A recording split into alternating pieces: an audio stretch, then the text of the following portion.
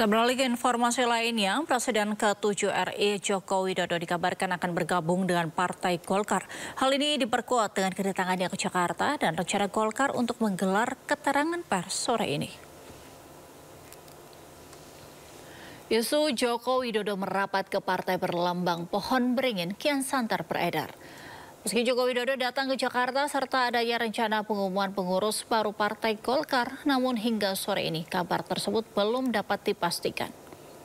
Jokowi di laman Instagram resminya mengatakan kedatangannya ke Jakarta hanya untuk menengok cucu. Sementara Ketua Umum Partai Golkar Bahlil Lahadalia belum mau memberikan kepastian. Bahlil membantah soal isu Gibran dan Jokowi akan jadi kader Golkar.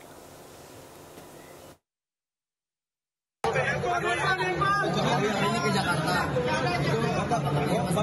Pak Jokowi. Kalau ke Jakarta kan nggak apa-apa kan kalau ke Jakarta. Masuk Golkar nggak?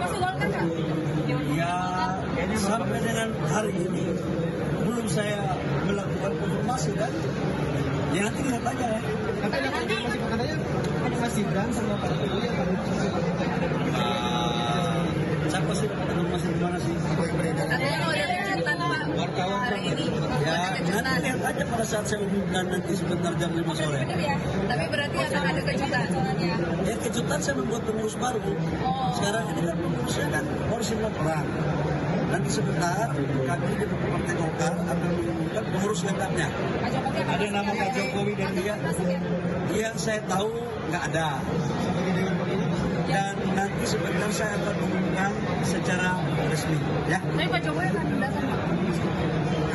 Tapi Pak Jokowi juga sampai dengan sekarang ini saya belum mendapatkan jadwalnya. Dan saya belum informasi apa-apa. Dan insya Allah bahwa Presiden Jokowi adalah Bapak Bangsa. Beliau diundang nggak Pak Jokowi? Pak Jokowi itu sekarang Bapak Bangsa, berdiri di atas semua partai, di atas semua masyarakat. Jadi saya sampai hari ini saya meyakini kepada teman-teman, insya Allah isu itu tidak ada. Diundang ke Jakarta. Kita beralih ke informasi lainnya, pemirsa. Menteri Koordinator Bidang Perekonomian Erlangga Hartarto optimis dapat mengejar target pertumbuhan ekonomi 8% seperti yang diharapkan Presiden Prabowo Subianto. Sejumlah langkah kebijakan ekonomi dilakukan untuk mengejar target tersebut.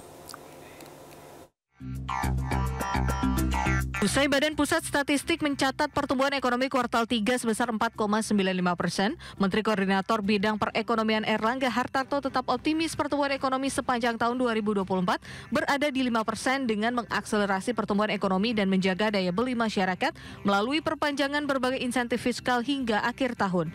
Adapun perpanjangan ini diantaranya insentif PPNDTP sektor properti dan otomotif, serta menambah kuota fasilitas likuiditas pembiayaan perumahan atau FLPP. Selain itu, pihaknya juga tengah mempersiapkan perbaikan pemanfaatan jaminan kehilangan pekerjaan dan pemanfaatan dana dari jaminan kecelakaan kerja, serta mendorong kewirausahaan melalui kredit usaha rakyat. Target 8% tentu dipersiapkan untuk memacu seluruh sektor dan juga mengembangkan sektor yang bisa mendorong penciptaan lapangan kerja yang lebih besar.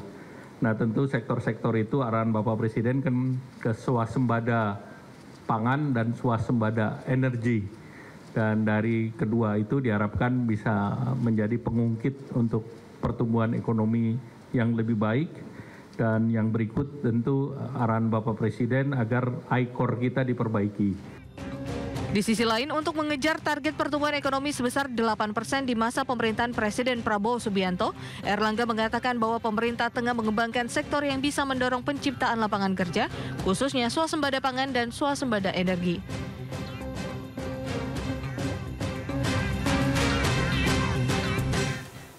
Menteri Perubahan dan Kawasan Permukiman Marwarar Sirait menyambangi kantor Komisi Pemberantasan Korupsi untuk membahas pemanfaatan tanah sitaan dari koruptor untuk membangun perubahan rakyat. Saat ini pihaknya sedang mempersiapkan sistem dan personel untuk menindaklanjuti rencana tersebut. Menteri dan Wakil Menteri Perumahan dan Kawasan Permukiman Marwarar Sirait dan Fahri Hamzah menyambangi kantor Komisi Pemberantasan Korupsi untuk membahas pemanfaatan tanah sitaan dari koruptor untuk membangun perumahan rakyat.